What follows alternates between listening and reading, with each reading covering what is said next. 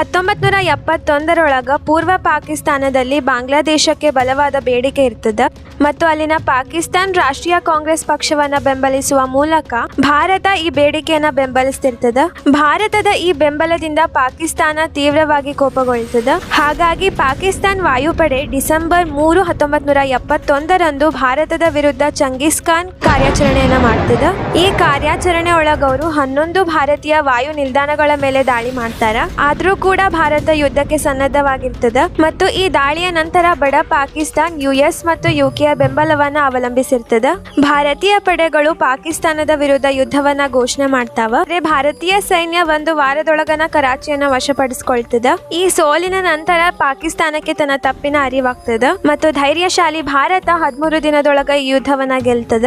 ಅತ್ಯಂತ ಕುತೂಹಲಕಾರಿ ಸಂಗತಿ ಏನಂತಂದ್ರ ಈ ಯುದ್ಧದೊಳಗ 93,000 ಪಾಕಿಸ್ತಾನಿ ಸೈನಿಕರು ಒಂದೇ